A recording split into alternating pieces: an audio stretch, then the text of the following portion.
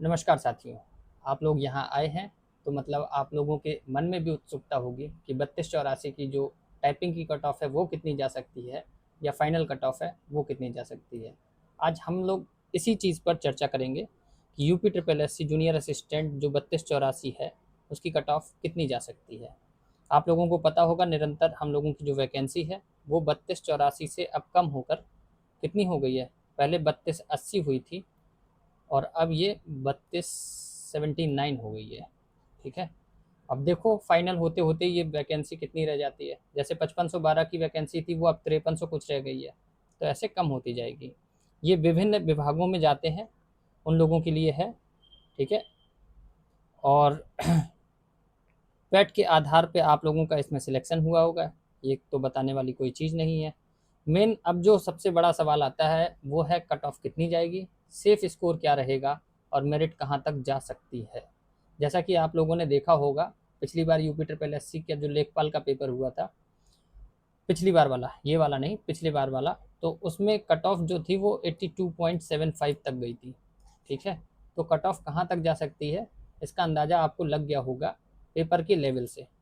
पर फिर भी एक हम लोग भी देख लेते हैं कितनी जा सकती है। ठीक है, तो जो हम लोगों के जो पेट से जो बच्चे आए हैं, पेट से जो क्वालिफाई हुए थे वो हुए थे लगभग 1,32,000 लोग। ठीक है, 1,32,000 लोग क्वालिफाई किए थे मेंस के लिए। अब मेंस के बाद जो अब टाइपिंग देंगे वो देंगे लगभग 49,000 से 52,000 के बीच में लोग। ठीक है, तो टाइपिंग टेस्ट के लिए जो कंपटीशन है वो बढ़ जाता है। ठीक, अब इसमें होता क्या है, टाइपिंग टेस्ट ही सबसे बड़ा गेम चेंजर होता है तुम्हारे लिए। मेंस तुम लोगों ने निकाल लिया, एक ठीक ठाक स्कोर आ गया, बट फिर भी नहीं होता है सिलेक्शन, तो वो इसी वजह से क्योंकि टाइपिंग लोग नहीं कर पाते हैं। टाइपिंग में अच्छे अच्छे लोग धरे के धरे रह जाते हैं। 1262 का जैसे देख लो, तो 1262 में टाइपिंग की जो कट ऑफ गई थी वो 48 नंबर गई थी। ठीक है, जनरल ओबीसी ईडब्ल्यूएस इन सब की लगभग एक ही जाती है, और थोड़े बहुत नंबर, दो चार नंबर कम, ये एस टी एस सी और फीमेल की जाती है। ठीक है, तो इसी हिसाब से जो हम बताएंगे वो तीन कैटेगरी की एक साथ बताएंगे और बाकी अलग अलग। ठीक, तो अभी तक हम लोगों ने देखा है जो पुराना ट्रेंड रहा है उसमें ये है कि टाइपिंग और फाइनल मेरिट में लगभग 15 से 20 नंबर का अंतर आता है। 13 से 15 नंबर लिखा है यहाँ पे, पर 15 से 20 का। टाइपिंग कट ऑफ का मतलब क्या होता है कि आप टाइपिंग के लिए तो एलिजिबल हैं, बट उसके आधार पे फाइनल होगा कि नहीं होगा ये कंफर्म नहीं है। जैसे मान लो अगर किसी बच्चे के 70 नंबर हैं और टाइपिंग में उसे 66 नंबर चाहिए। ठीक है, टाइपिंग की जो कट ऑफ गई वो 66 नंबर गई, बट फाइनल की जो गई वो 81 नंबर गई। तो अब ऐसे में होगा क्या, 70 नंबर आने के बावजूद भी वो टाइपिंग के लिए तो क्वालिफाई था, बट फाइनल में उसका सिलेक्शन नहीं होगा। क्योंकि टाइपिंग जो है वो केवल दरवाज़ा खोलती है, फाइनल मेरिट ही नौकरी दिलाती है आपको। तो अब हम लोग आगे चलते हैं, अब देख लेते हैं टाइपिंग कट ऑफ कितनी रह सकती है इस बार। ठीक है, तो ये रही आपकी टाइपिंग कट ऑफ। जनरल वाले जितने भी बच्चे हैं, जनरल ओबीसी ईडब्ल्यूएस, वो सारे के सारे लोग लगभग 66 ± 2 के आसपास रखेंगे अपने टाइपिंग के लिए। ठीक है, टाइपिंग के लिए 66 ± 2 जनरल ओबीसी और आपके ईडब्ल्यूएस कैंडिडेट। फिर आते हैं एससी कैंडिडेट, तो एससी कैंडिडेट 62 ± 2 और एसटी कैंडिडेट 58 ± 2। ये टाइपिंग की कट ऑफ है, ये थोड़ी बहुत नीचे जा भी सकती है। यानी कि आप ये मान के चल सकते हैं कि जनरल की जो कट ऑफ है वही 62 के आसपास चली जाए, कोई बड़ी बात नहीं है। क्योंकि इन लोगों का क्या है कि जैसे ही ये थोड़े से एक आध गुना ज़्यादा बुला लेंगे तो अपने आप कट ऑफ नीचे चली जाएगी टाइपिंग के लिए। पर टाइपिंग का मतलब ये नहीं है कि आपका सिलेक्शन हो जाएगा। सिलेक्शन के लिए आपको चाहिए लगभग 80 नंबर। 80 नंबर मतलब 80 ± 2 या 81 ± 2 मान के चलो। तो जनरल की जो फाइनल कट ऑफ जाएगी वो 81 ± 2। ओबीसी की जो होगी वो 79 ± 2। ऐसे ही ईडब्ल्यूएस की भी हम लोग सेम मान के चलते हैं।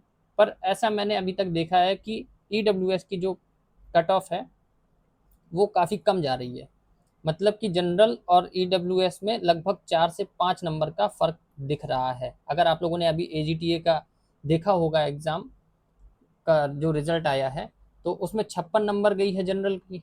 ठीक है, और जो ओबीसी है, ओबीसी की गई है 55 नंबर, और आपकी जो ईडब्ल्यूएस है तो उसका जो फाइनल का नंबर गया है वो लगभग 51 नंबर, मतलब 4-5 नंबर का अंतर आपको देखने में मिल सकता है इसमें। अब देख लेते हैं हम लोग एससी कैटेगरी के लिए। तो एससी कैटेगरी वाले जितने भी दोस्त हैं हमारे 70 प्लस माइनस 2 पे रहेंगे, और एसटी कैंडिडेट 63 प्लस माइनस 2। ये एक एस्टिमेटेड कट ऑफ है फाइनल के लिए, जरूरी नहीं कि यही आ जाए, पर एक मेरा जो अनुमान है वो यही कहता है। फिर भी जितने भी मेरे दोस्त लगभग 75 प्लस मार्क्स लेके आए हैं जनरल, ओबीसी और ईडब्ल्यूएस के, ठीक है, जनरल, ओबीसी और ईडब्ल्यूएस के, वो इस बात का ज़रूर ध्यान रखेंगे कि आप लोगों को अपनी जो तैयारी है वो पूरी रखनी है टाइपिंग की, क्योंकि टाइपिंग की तैयारी बहुत ज़रूरी होती है। अगर आपने टाइपिंग मान लो निकाल ली, ठीक है, और उसके पहले 5512 की जो वैकेंसी है वो कंप्लीट हो गई, ठीक, वो कंप्लीट हो जाती है, तो 5512 के जितने विद्यार्थी थे वो आपकी टाइपिंग देने नहीं जाएंगे, ठीक है। फाइनल लिस्ट की जो आपकी कट ऑफ है वो ऑटोमेटिकली डाउन हो जाएगी। ऐसे ही वीपीओ के जो हैं उनकी हो जाएगी। एजीटीए का रिजल्ट आ ही गया है, ठीक है, और यूपीएसआई, यूपीएसआई के जितने भी हैं वो उनका रिजल्ट आ जाएगा, तो वो लोग नहीं देंगे, ठीक है, क्योंकि उनकी भी अभी फिजिकल चल रही है।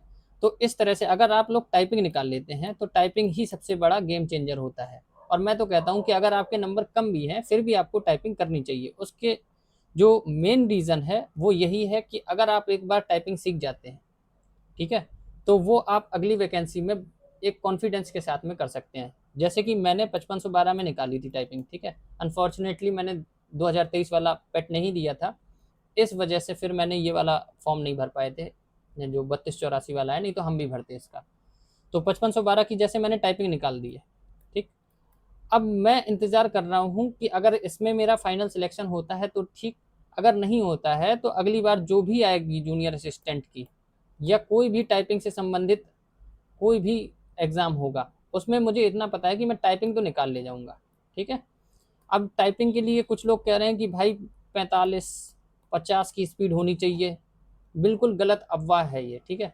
टाइपिंग की स्पीड केवल उतनी होनी चाहिए जितनी मांगी गई है, उससे 5 ज़्यादा। जैसे कि आपकी अगर 30 मांगी गई है तो आपको 35 स्पीड रखनी है, अगर आपको 25 मांगी गई है तो आपको 30 स्पीड रखनी है, बस, इससे ज़्यादा नहीं, ठीक है। जैसे हिंदी है तो हिंदी में 25 मांगी जाती है, हिंदी में, तो हिंदी में 25 है तो 30-32 के आसपास अगर आपका रेंज कर रहा है तो बहुत वेल एंड गुड है। और इसी तरह से अगर इंग्लिश है 30 मांगी जाती है, 35-38 के आसपास अगर आपकी जा रही है तो बहुत अच्छी बात है। मेरी आज तक 40 नहीं गई किसी में भी, मैंने तो इतने एआर में, अभी मैं आपको दिखाऊंगा कभी तो देखना, मैंने कम से कम 300 टाइपिंग के टेस्ट दिए होंगे, उसमें आज तक का जो है रिकॉर्ड आज तक 40 नहीं गई है, पर मैंने निकाला है। तो मैं बता रहा हूँ उसका क्या है मेन रीज़न। मेन रीज़न है, दिक्कत कहाँ आती है बच्चों को, दिक्कत आती है कि जैसे ही वो सेंटर पे पहुँचते हैं, सेंटर पे जाके वो घबरा जाते हैं, और वहाँ पे पैनिक करने के बाद उनकी चाहे 50 की स्पीड हो वो भी 30 के नीचे पहुँच जाती है, और चाहे 40 की हो वो भी नीचे पहुँच जाती है, ठीक है। तो आप लोगों को करना क्या है, सबसे पहले एआर पे जाना है। एआर टाइपिंग जिस पे मैंने की थी वही बता रहा हूँ, पहले ये फ्री था, अब शायद ये पेड है, पर एआर से ज़्यादा बेस्ट अभी तक मुझे कुछ नहीं लगता है, ठीक है। एआर पे जाके आपको जितनी बार वो टाइपिंग कराते हैं एक दिन में, उतनी बार 10-10 मिनट का टाइम लगना है, 5 मिनट हिंदी के लिए, 5 मिनट इंग्लिश के लिए, 10 मिनट का टाइम लगता है। जितनी बार कराएंगे उतनी बार आप लोगों को टाइपिंग देना है। आप लोग टाइपिंग देंगे, आपका कॉन्फिडेंस धीरे धीरे बढ़ता रहेगा, ठीक है। 10 मिनट हर एक एक सेशन में देना है, लगभग 5 से 7 बार आपको करना होगा, पूरे दिन भर में 1 या 2 घंटे करना होता है, ठीक है। ये बात हो गई उनके लिए जिनकी स्पीड आ चुकी है और जिन लोगों ने टाइपिंग की है। अब उन लोगों की बात कर लेते हैं जिन्हें टाइपिंग का ABCD भी नहीं पता है, ठीक है। उनके लिए मैं बता दूं कि आपको टाइपिंग के लिए सबसे पहले, टाइपिंग के लिए जो कीबोर्ड है वो कीबोर्ड आपका रहेगा कौन सा, HP K100, ठीक है। यही कीबोर्ड मिलता है, जब आप लोग वहाँ जाओगे तो पता चल जाएगा, HP K100 ही आपको वहाँ पे मिलेगा। अब कहाँ से करना है आपको, उसके लिए एक सेपरेट वीडियो बताएंगे कि कैसे कैसे आपको करना है। फिलहाल मैं केवल इतना बता देता हूँ कि टाइपिंग बाबा करके एक टाइपिंग बाबा BABA baba.com करके एक वेबसाइट है, वहाँ से जाके आप जो हिंदी के लेक्चर डले हुए हैं वो आप कंप्लीट कर सकते हैं। ठीक है, हिंदी में वहाँ पे उन लोगों ने लेक्चर क्या मतलब एक वो एक्सरसाइज टाइप की बना के दी गई है, लगभग 70 एक्सरसाइज है उसमें। ठीक है, मैंने हिंदी की जो सीखी थी टाइपिंग वो यहीं से सीखी थी, 1 से लेकर के 70 हैं। मैंने इन सारी एक्सरसाइजों को कंप्लीट किया 4 दिन में। ठीक है, मुझे लिखना आ गया था हिंदी में कि अब मैं थोड़ा बहुत लिख सकता हूँ, कि एक आध लाइन लिखनी है तो लिख देंगे धीरे धीरे करके। मेरी स्पीड जाती थी उस समय 7 से 9 के बीच में। फिर धीमे धीमे मैंने और प्रैक्टिस करी, वही चीज़ जाके 20 के आसपास पहुंच गई। जब स्पीड 20 के आसपास होती है तो आपका होता क्या है कि स्पीड स्टक हो जाती है, मतलब 20 से 21 हो जाएगी और नहीं तो कम होके फिर से 19 हो जाएगी, मतलब कि बढ़ नहीं रही होती है आगे। अब जब बढ़ नहीं रही होती है आगे तो फिर दिक्कत आ जाती है। तो आपको करना क्या है, एक ही पैराग्राफ को, कोई भी एक पैराग्राफ उसको उठाओ और उसको 5 से 7 बार लिखो, 5-5 मिनट के लिए। अपने आप आपकी स्पीड 20 से तुरंत 25-27 के आसपास पहुंच जाएगी। ठीक है, बाकी अगर कोई भी समस्या आती है टाइपिंग में तो आप मुझसे पूछ सकते हो। मेरा नाम है भरत कुमार शुक्ला। आप इस चैनल को सब्सक्राइब कर सकते हो, एक छोटा सा लाइक कर सकते हो अगर आपको अभी तक का एनालिसिस ठीक लगा हो तो। चलिए मिलते हैं फिर नेक्स्ट वीडियो में। Bye bye.